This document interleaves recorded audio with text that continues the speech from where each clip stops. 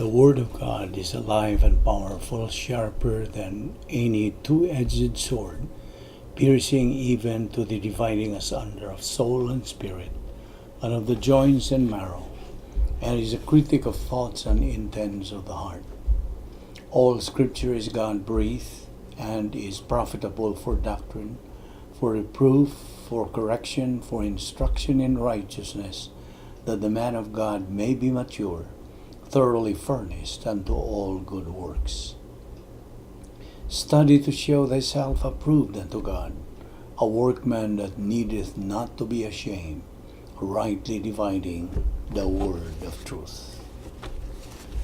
Before we start our Bible study this evening or this morning, let us examine ourselves, examine our conscience if we have some sins of the mind, sins of the tongue, or overt sins, because these sins are or will become barriers to the study of the Word of God.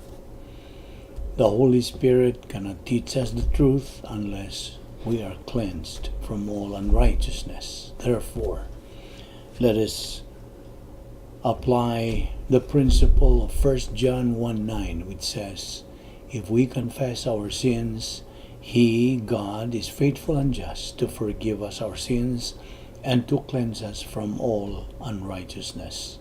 Therefore, let us pray.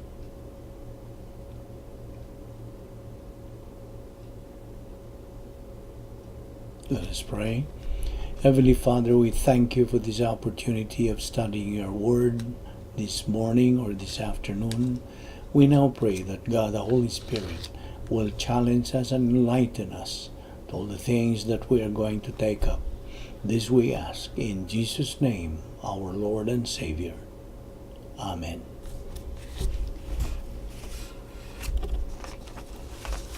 Now we are here this afternoon once again, or this morning. We are in good health. We are alert, with a clear mind, alive and kicking, all because of God's mercy, love, courtesy, and grace of God. We do not deserve it. We do not earn it, nor do we work for it, because it is grace. Now this afternoon, this morning, we're going to take up the doctrine of salvation.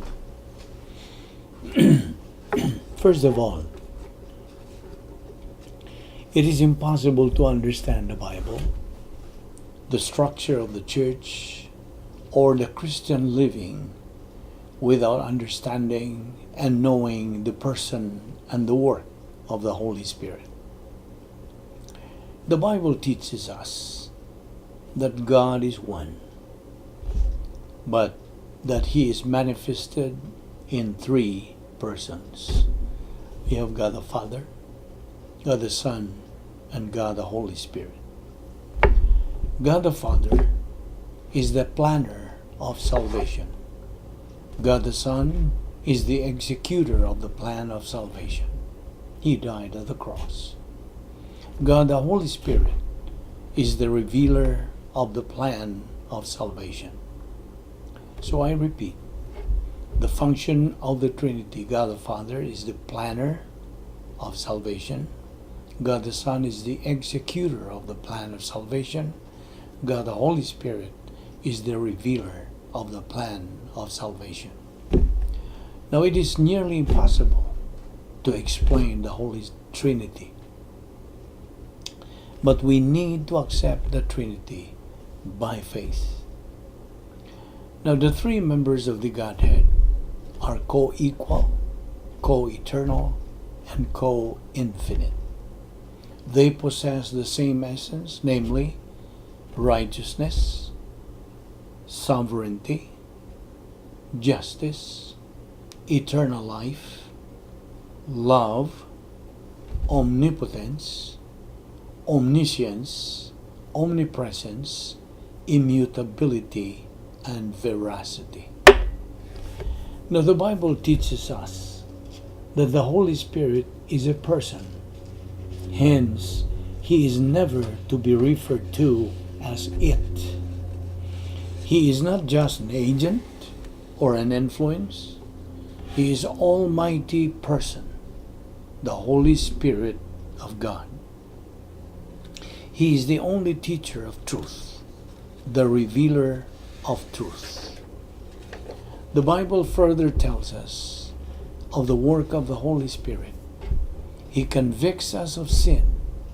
John 16:18 says, when He comes, He will reprove the world of sin and of righteousness and of judgment. The Holy Spirit convicts us, makes us uncomfortable. The Bible teaches that when the Holy Spirit has convicted us of sin, when we are willing to believe in Jesus Christ as our personal Lord and Savior, He gives us a new life. In other words, the moment we receive the Lord Jesus Christ as Savior, the Spirit of God instantaneously regenerates us. He gives us a new life. On the other hand, when a person, after hearing the gospel, rejects the Lord Jesus Christ as Savior, he is said to be dead in trespasses and sins. This doesn't mean that the body of a rejecting person rejecting the Lord Jesus Christ is dead. It is his soul that's said to be dead, because his soul, his personality, that part of us that will live forever and ever, is dead toward God. This is what we mean by spiritual death. But God's perfect sovereignty will, or sovereign will, is that He is not willing that anyone should perish, but that all should come to repentance. 2 Peter 3:9 and 1 Timothy 2:4. 1 Timothy 2:4 says, who will have all men to be saved and to come unto the knowledge of the truth. In other words, God wills that all will be saved. God in eternity past set an absolute standard. God's message of salvation all throughout the history of man is, believe on the Lord Jesus Christ and thou shalt be saved. Acts 16:31. Now here are important points to remember. Once we believe in the Lord Jesus Christ, salvation can never be forfeited. Number 2, our eternal security is based on the payment by Christ for every sin we committed before and after salvation. Number 3, this complete payment guarantees our eternal destiny in heaven. Number 4, nothing in this universe, I repeat, nothing in this universe, in heaven above, on earth, and under the earth, can separate us from God. Nothing. Once we believe in Jesus Christ, we cannot lose our salvation. Once saved, always saved. Now, the moment we believe, the Holy Spirit places us into union with Christ, the irrevocable state of eternal relationship. As if God the Holy Spirit picks us up and puts us in union with the Lord Jesus Christ, and that union is forever. And this can be found in 2 Corinthians 5:17, which says, therefore, if anyone is in Christ, he is a new creation. The old has gone, the new has come. The scripture designates this union with Christ by the phrase, in Christ. You will come across every now and then the term, in Christ. For as in Adam all die, so also in Christ shall all be made alive. 1 Corinthians 15:22. Because God did everything to secure this union, we can do nothing to abrogate our position in Christ. We cannot be removed from the top circle of eternal relationship. And I give eternal life to them, and they shall never perish, and no one shall snatch them out of my hand. John 10:28. Yes, we are held by the hand of God who never lets go. We are not held by our own morality, or obedience, or good works, or religious observances. Our salvation never depends on us. Salvation is by grace, freely given by God, never earned or deserved. For by grace you have been saved through faith, and that not of yourselves, it's a gift of God, not of works, lest any man should boast. Ephesians 2:8-9. Since we can do nothing to earn our salvation, we can do nothing to lose our salvation. Just as salvation is given by the grace of God, our eternal life is also preserved by His grace. God always preserves what He has given.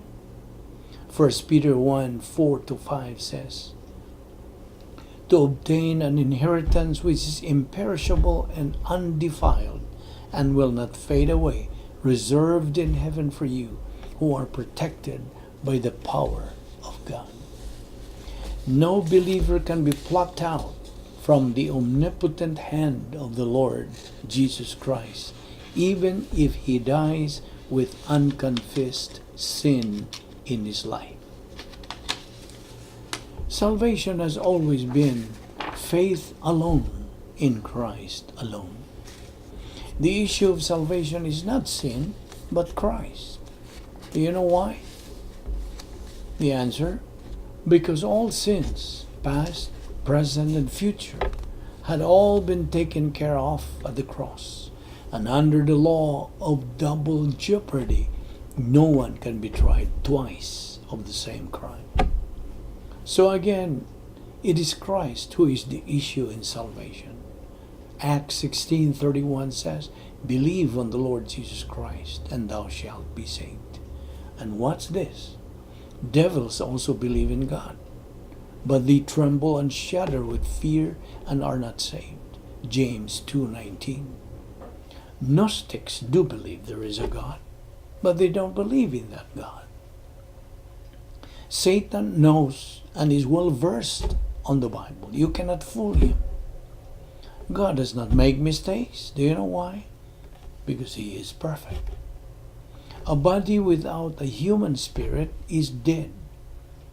In Greek, this body is called dichotomous according to James 2:26.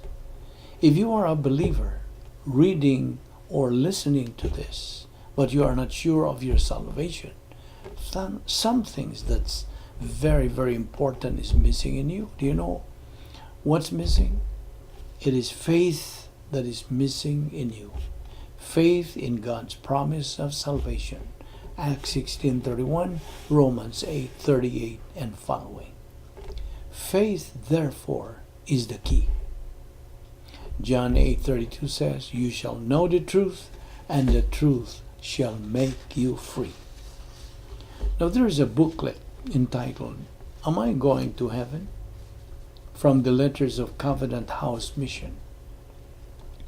A missionary was asked by a young girl who was an HIV positive patient by asking, Sir, why did God give me this disease? If I die, sir, am I going to heaven? There were so many questions she wanted to know, particularly about death. Now the same missionary said, these are questions that often I didn't quite know how to answer. How pitiful. There are people of this sort who have no truth. Thus, they are irrational, illogical, incoherent, inconsistent, insensible, and disorganized. They are the kinds of people who are divorced from reality. And they are just the products of their own decision. Why? Because they don't believe the truth from God's Word, the gospel. Actually, there are two conflicting gospels today. Number one, God's message of salvation, Acts 16:31. And number 2, cosmic evangelism. Man has his own choice. He has a God-given volition to use. You know, there's so many people today who say they believe in Jesus Christ, who say they will follow Him, but they actually never had committed and surrendered themselves wholly, 100% to Christ. Some people ask, how much faith does it really take? No, the Lord Jesus Christ said, only the faith as small as a grain of mustard seed. Matthew 17:20. It's the object of faith that really and really counts. And who is the object that counts? The Lord Jesus Christ. A person can be saved 1/60th of a second. I repeat, a person can be saved 1/60th of a second. There's only one Savior, the Lord Jesus Christ. John 14:6 says, I am the way, the truth, and the life. No one comes to the Father but by me. Now may I ask you, what is the worst way to die? You know? The worst way to die is not to be murdered, or to meet a horrible accident, or to die of cancer. What do you think? It is to die as an unbeliever. Our Lord Jesus Christ said about Judas Iscariot, better for this man never to have been born. There's only one unpardonable sin, and that is rejection of Christ. Matthew 12:31-32. Verse 31 says, wherefore I say unto you, all manner of sin and blasphemy shall be forgiven unto men, but the blasphemy against the Holy Spirit shall not be forgiven unto men. Verse 32, whosoever speaketh a word against the Son of Man, it shall be forgiven him. But whosoever speaketh against the Holy Spirit, it shall not be forgiven him, neither in this world, neither in the world to come. Listen, one can be saved only by one way. There is no other way. This one way to be saved is God's way. It is faith alone in Christ alone. But there is one sin that Christ did not and could not die. It is the rejection of Himself. Attitude towards Christ determines one's eternal future. Faith, you know, is non-meritorious system of perception. You see, God's declared will is that He is not willing that anyone should perish, but that all should come to repentance. 2 Peter 3:9. God wants all men to be saved. 1 Timothy 2:4. If you truly seek me, you will find me. Jeremiah 29:13. Every unbeliever who dies today goes to where? Goes to torments. Now, if we can only make a phone call to any unbeliever who is in torments today and ask him if he wants to believe in Christ, he will absolutely respond with a big yes. But it's too late. Too late for him to do so, because these people have already reached their PNR, their point of no return. God's word says in Hebrews 9:27, it is appointed unto men once to die, and after this, the judgment. So again, the issue in salvation is not sin, but Christ. Every member of the human race is going to meet the Lord Jesus Christ one way or the other. Either he believes in the Lord Jesus Christ now as a Savior, or rejects the Lord Jesus Christ as Savior. Thus, he will meet Him as judge in the great white throne judgment. Christ died twice at the cross. Physical and spiritual. It was not his physical death that saved mankind, but his spiritual death. You see, when our Lord was on the cross, you were on his mind. He even became a worm for you and for me. As Psalm 22:6 says, "But I am a worm, a reproach of men, and despised of the people." Jesus Christ is the only Savior. Do you know what made him qualified to be the Savior? Let me tell you this. There are three things that made him qualified.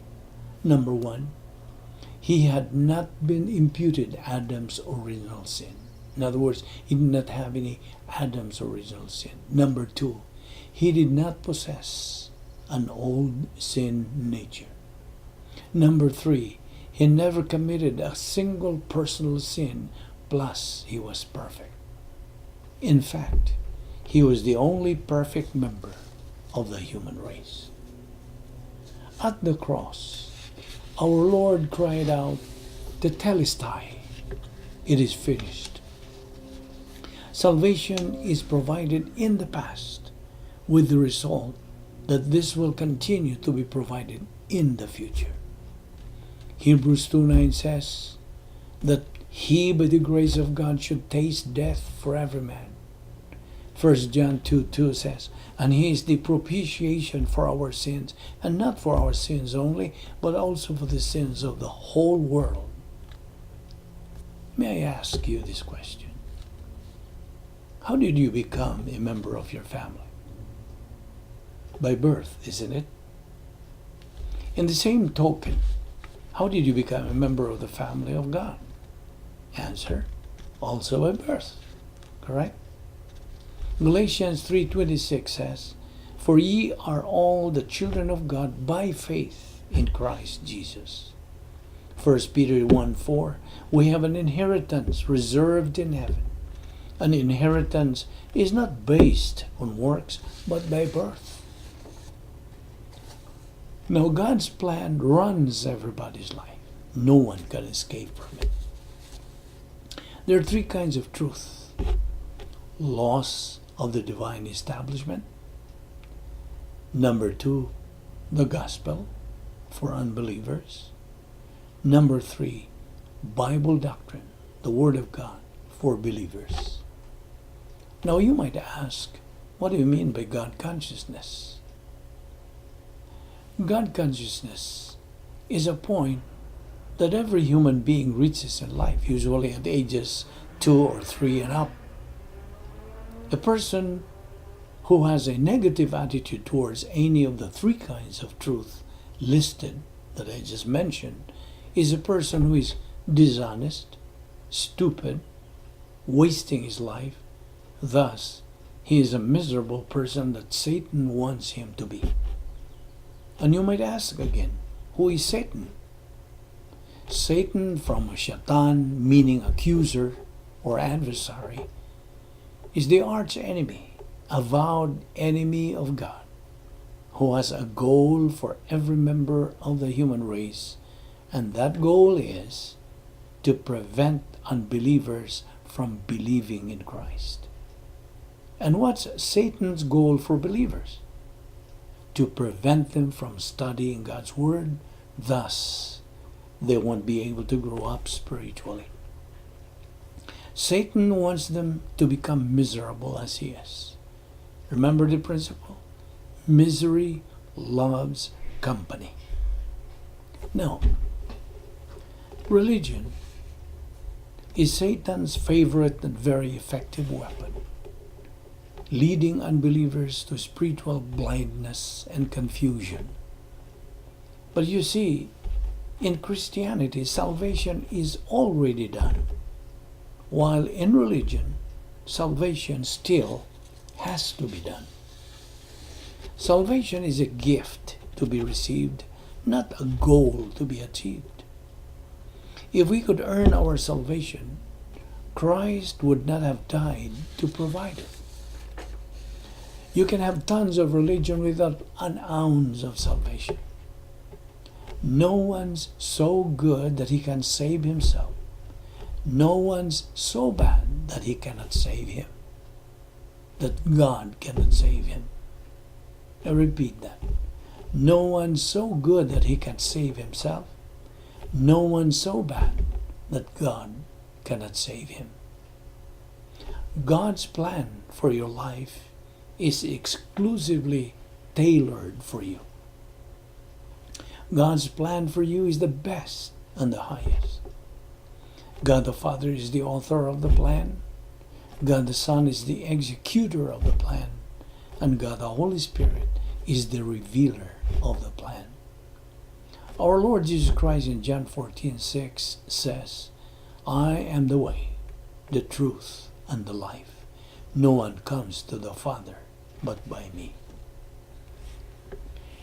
Acts 4:12 says, neither is there salvation on any other under heaven given among men, whereby we must be saved.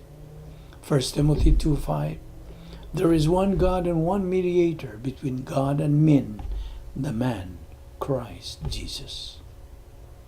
Now someone was asked, how many gods are there? He replied, only one. How do you know there's only one? He answered and said, because God fills heaven and earth, so there's room for only one. So, God is inviting you, unbeliever, to respond to his stimulus in Acts 16:31. Believe on the Lord Jesus Christ, and you will be saved. You see, God is perfect. His word is perfect because it comes from him who is perfect.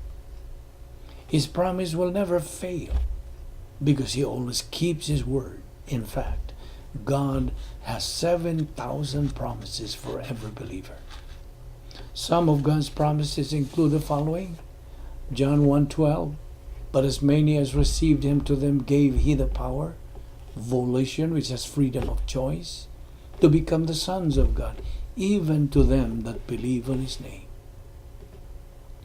John 3:16, for God so loved the world, that he gave his only begotten Son, that whosoever believeth in him shall not perish but have everlasting life. John 3:36, he who believes in the Son has life. He who does not believe in the Son does not have life, but the wrath of God abides on him.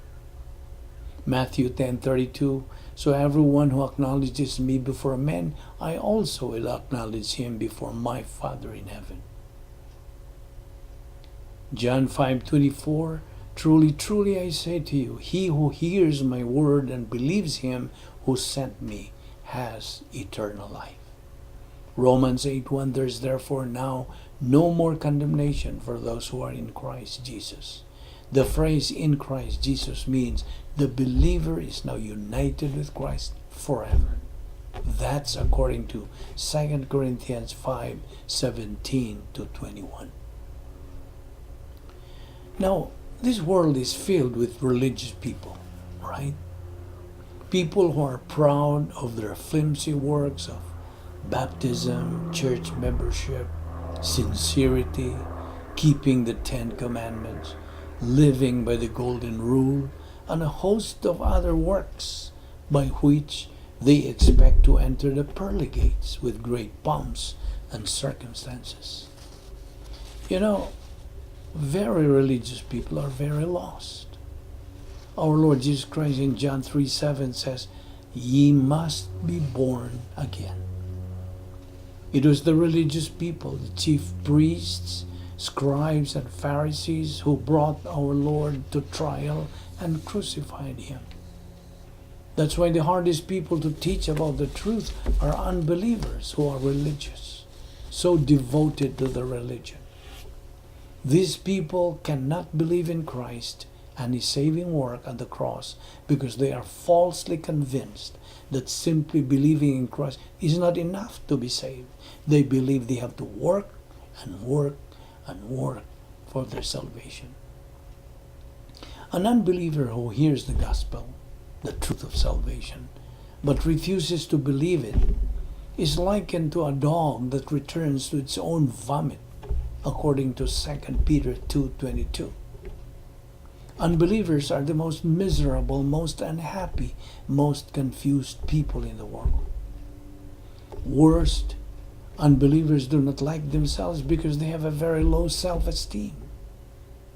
Unbelievers have no capacity for life.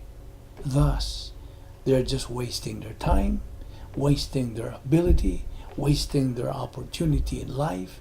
They have miserably reached their point of no return.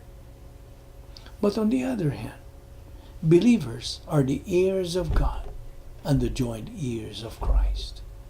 All believers are eternal winners because they have a personal relationship with the God of this universe forever, by or through faith on the Lord Jesus Christ. So salvation is still available to everyone at this point in time. Salvation, as we already knew, is grace. It is free to anybody who says yes to it. That's why it's grace. Grace is what we do not deserve, we do not earn, we do not work for. Grace is all that God is free to do for each of us on the basis of what Christ has done at the cross. You see, man desperately needs God. God does not need us. What a person only needs is to turn positive to the Word of God, and God will do the rest. Here's a reminder for believers. Anything you do, you must know whether it is the will of God. If it is the will of God, give it your full attention. But then, if it is not, don't waste your time on it. Forget it. An admonition to unbelievers. A person who rejects Christ as Lord and Savior is like a person who puts gasoline in the bathtub and set it on fire with him on it. Take note of the so-called World Wide Web of every believer, so he won't be deceived and blinded by any false doctrine. www.believer.com. First W, what do I believe? Second W, why do I believe it? Third W, where is it found in the Scriptures? Here is a principle to remember. A person who is born once is going to die twice. But a person who is born twice is going to die only once. But also remember this. Christianity was never intended to be merely a fire escape from hell. Being born again is the beginning of a whole new life. Christians are to grow up in grace and in the knowledge of the Lord Jesus Christ. Now here are 10 conditions of salvation. Possession of human life, God consciousness, spiritual death of the entire human race, thus man needs regeneration, doctrine of universal grace, positive volition toward God consciousness, appropriation of salvation, provision of salvation, the finished work of Christ, knowledge of the gospel. How can one believe without the knowledge of the gospel? Satan is blinding the minds of people not to believe in the gospel.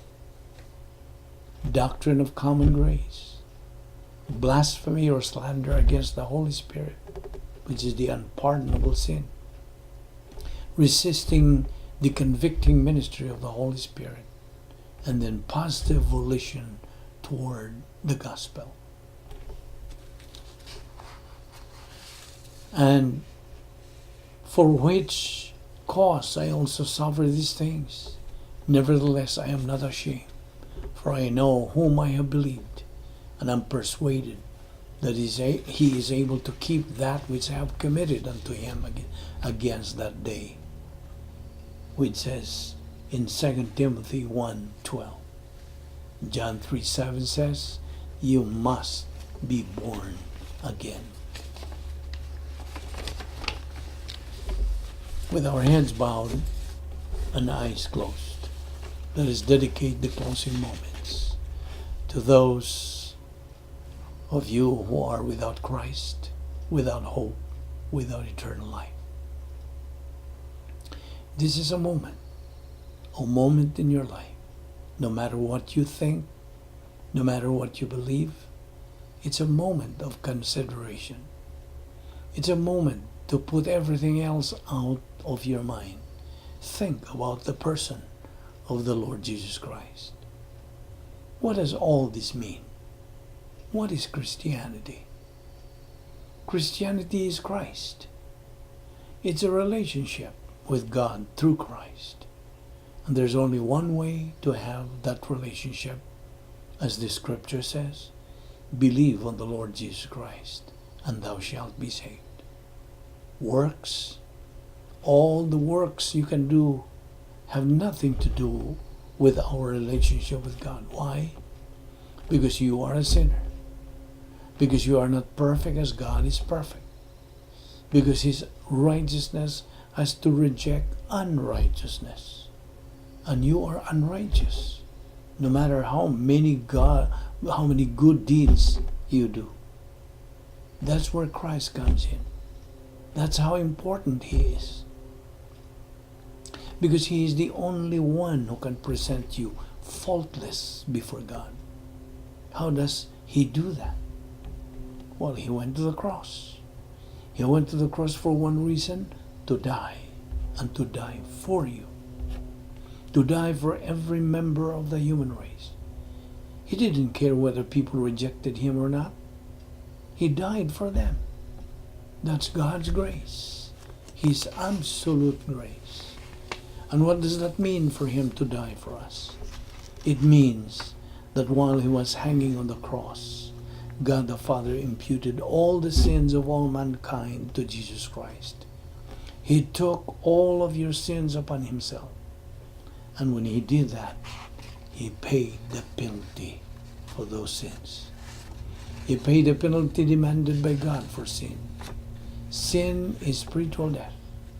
Jesus Christ died a substitutionary spiritual death so that we don't have to. Hence, when the scripture says, God so loved the world that He gave His only uniquely born Son, that whosoever believeth on Him shall not perish, but have eternal life. Now you understand why. We also know that by grace you have been saved through faith, and that salvation is not of yourselves, is a gift of God, not of works, lest any man should boast. Paul wrote that because he understood grace. And he understood the importance of what Jesus Christ did. And so now, in this moment of consideration, by your thinking, do I believe or do I not believe? That's the issue. Your volition or free will is the issue. Do you accept the work of Christ or do you not? Because once you accept the work of Christ, that is eternal life. So right where you are, right where you sit right now, you can make that decision for or against Christ. Therefore, believe on the Lord Jesus Christ, and thou shalt be saved. And let us pray. Now, Heavenly Father, we thank you once again for your wonderful word to us, so that we might understand ourselves, so that we might understand the world around us from the divine perspective. We thank you, Father, that we have that wonderful knowledge of you. We pray that you will challenge us and motivate us. Bring us once again to this ministry so we can glorify you and be able to grow up spiritually. We ask all this in Christ's name. Amen.